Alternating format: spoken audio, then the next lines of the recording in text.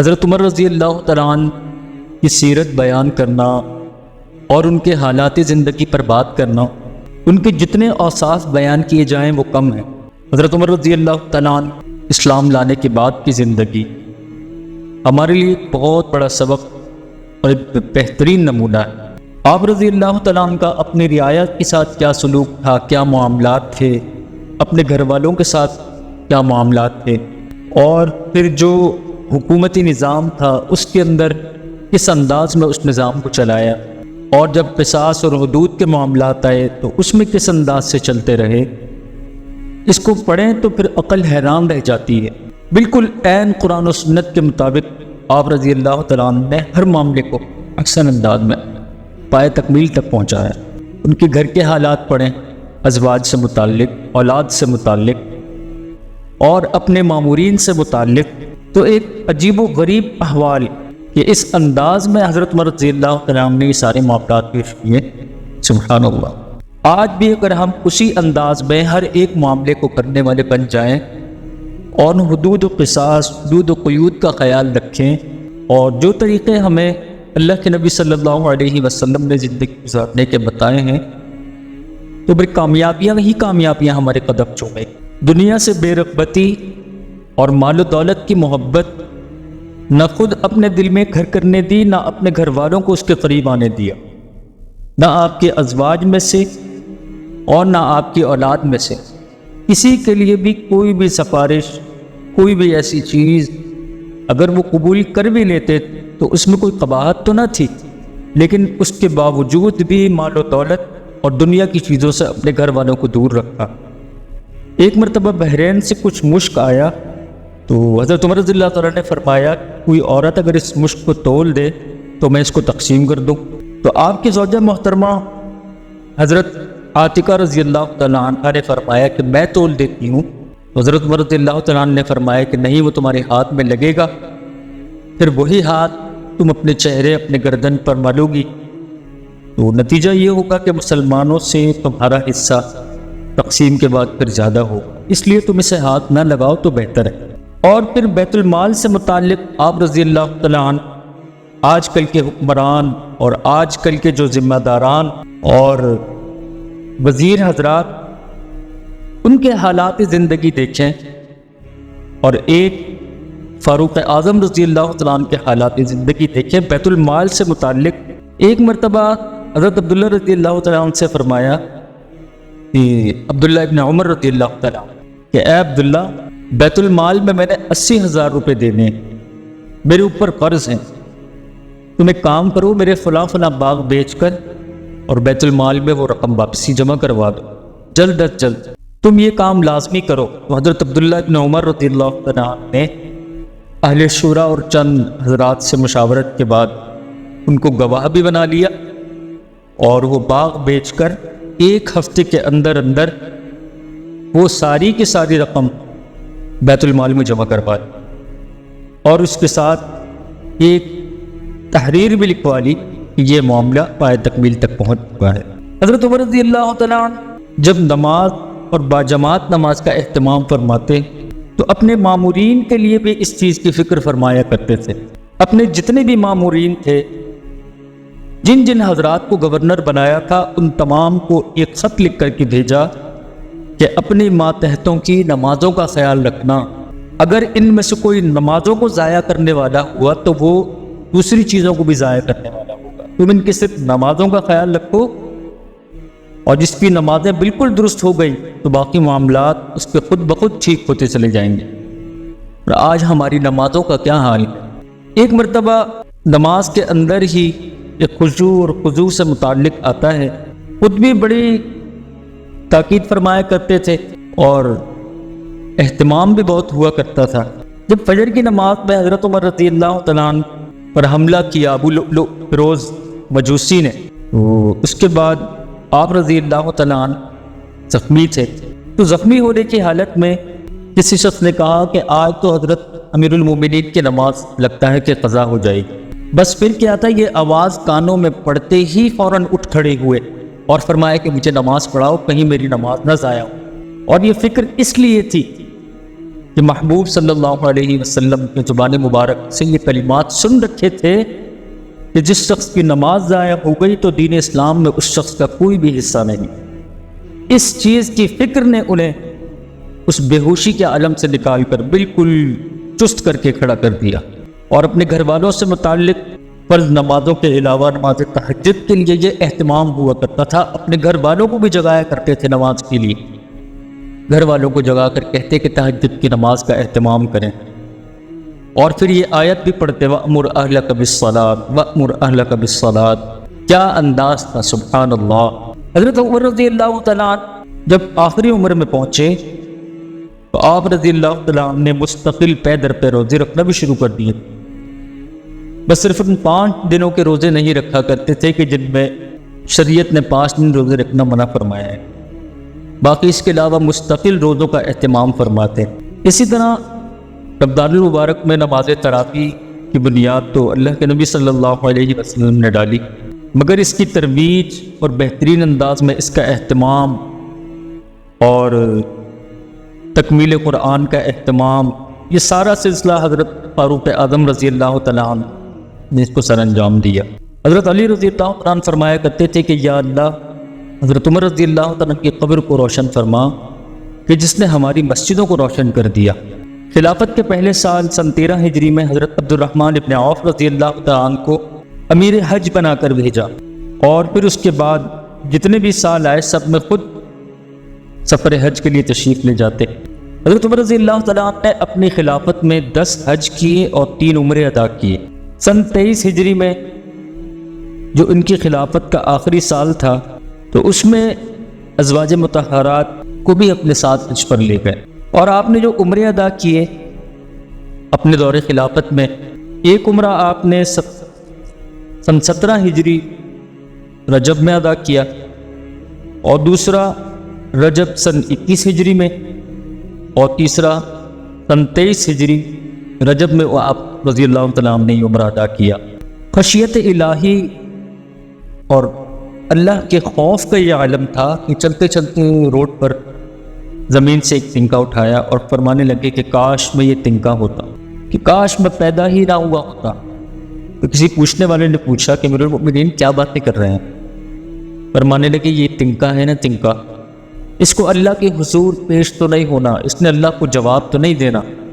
لیکن عمر نے اللہ کے حضور پیش ہونا ہے، اللہ کو جواب دینا ہے، حساب کتاب کا معاملہ۔ اس قدر خوف باللہیت تقوی،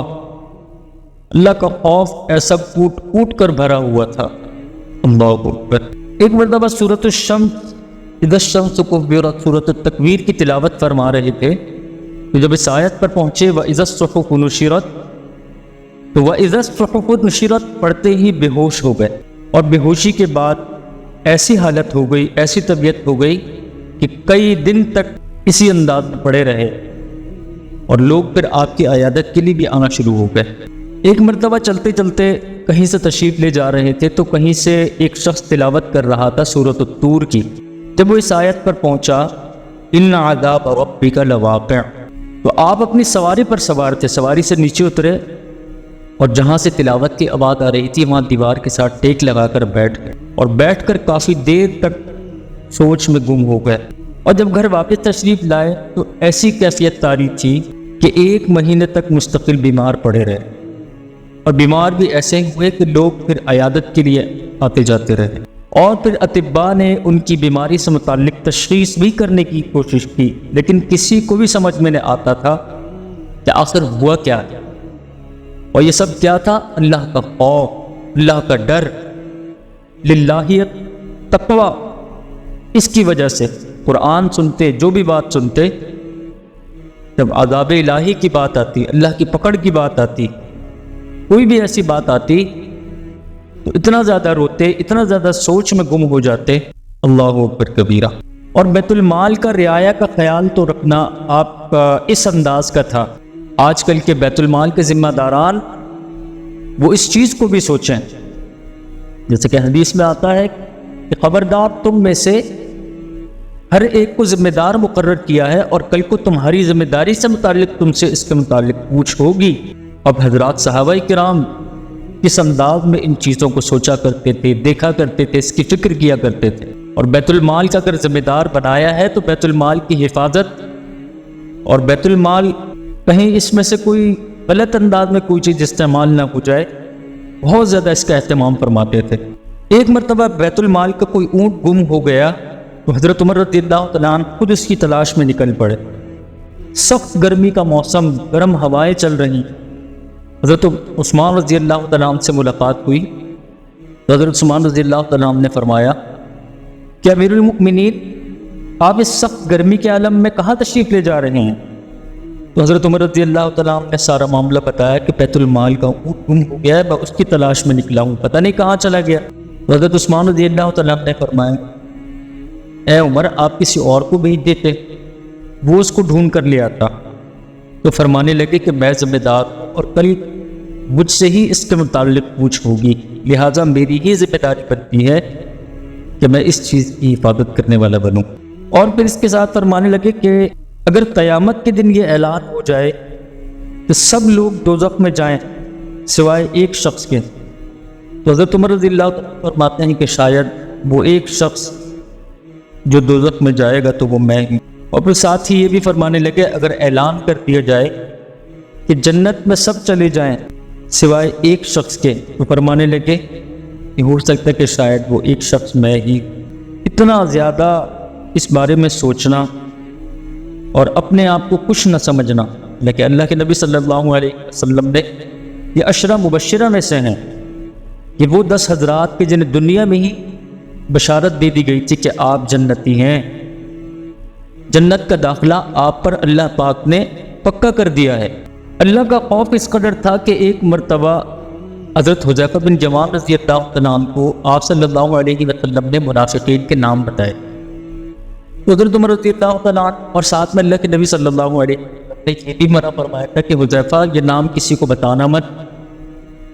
تو حضرت عمر رضی اللہ عنہ سے جب ملاقات ہوئی تو حضرت عمر رضی اللہ عنہ نے حضرت حذیفہ رضی اللہ عنہ سے فرمایا کہ اے حذیفہ مجھے پتہ ہے کہ اللہ کے نبی صلی اللہ علیہ وسلم نے آپ کو منافقین کے نام بتائے ہیں، اور ساتھ میں یہ بھی فرمایا کہ کسی کو بتانا مت. میں آپ سے یہ تو نہیں کہتا کہ آپ وہ نام مجھے بتائیں، صرف اتنا اشارہ ضرور کر دیں کہ کہیں عمر کا نام تو ان میں نہیں ہے. اللہ اکبر، کس قدر خوف تھا اللہ کا اور کس قدر ڈر تھا. کہیں بھی کسی بھی چیز کی نہ کسی بشارت پر اور نہ کسی اور امید پر اپنے آپ کو کھلا چھوڑ دینا اور بس کچھ بھی نہ کرنا، ایسا کوئی بھی حال آپ رضی اللہ عنہ کبھی بھی طاری نہیں ہو سکا. حضرت عمر رضی اللہ عنہ کے زمانے میں ایک بہت بڑا قحط بھی نازل ہوا اللہ پاک کی طرف سے کہ جس کو عرب میں عام الرمادہ کے نام سے جانا جاتا ہے. تو جب یہ قحط ہوا تو آپ رضی اللہ عنہ نے گیہوں اور گھی اور گوشت کا استعمال ہی ترک کر دیا. صرف جو کی خشک روٹی کھایا کرتے تھے جس پر تھوڑا سا روغن زیتون لگا ہو، بس وہ کھانے کے بعد حالانکہ وہ ہضم بھی نہ ہوتی تھی لیکن اس کے باوجود ہر ایک چیز کو ترک کر دیا تھا. اور پھر اپنے پیٹ سے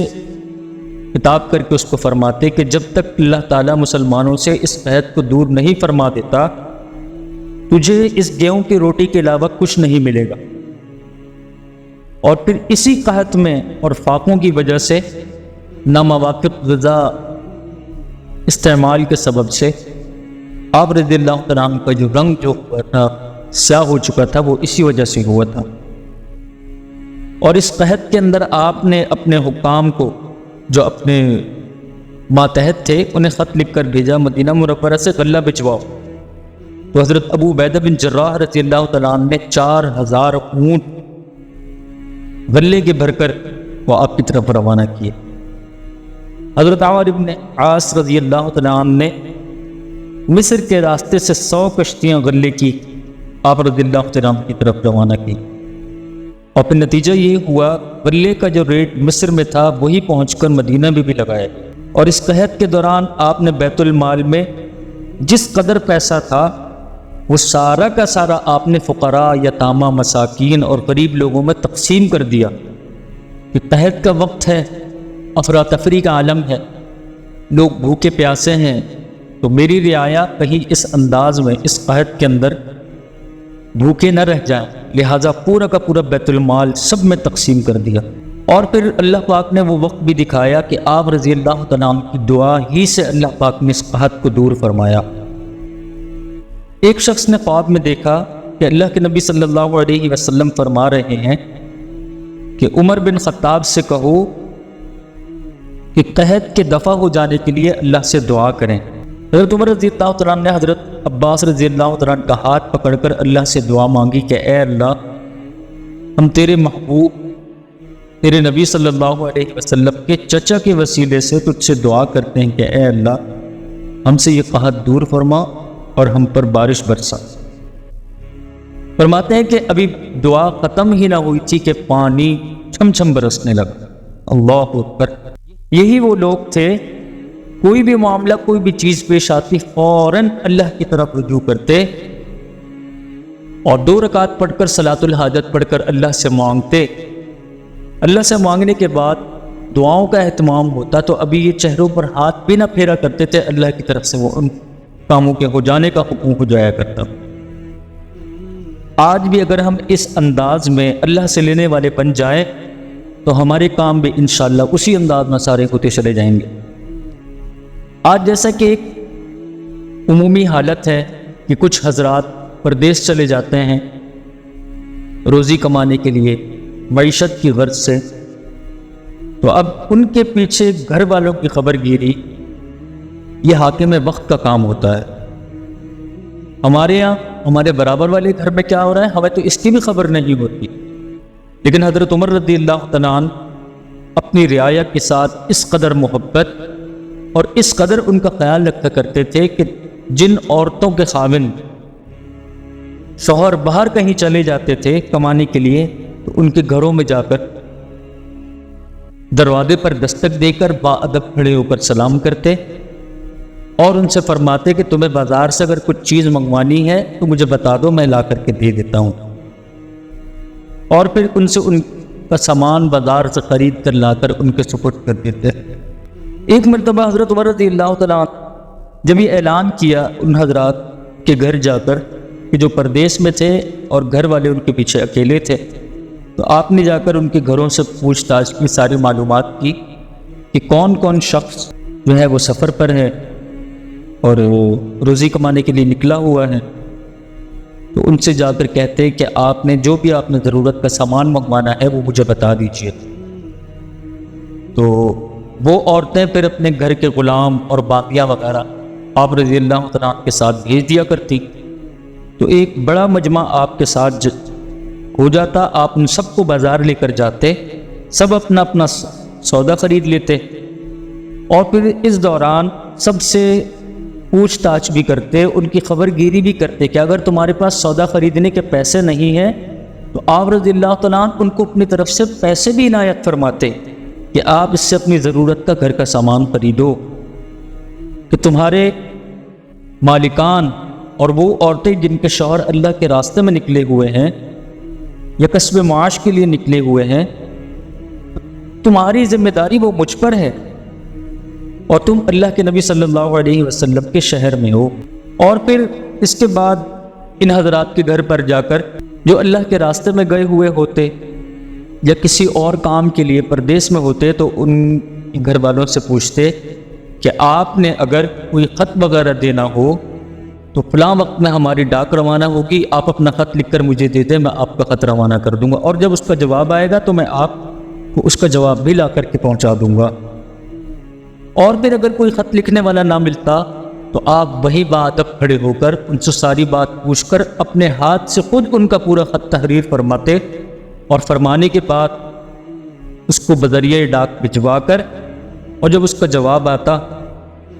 تو پھر اس کا جواب ان کے گھروں تک بھی پہنچاتے۔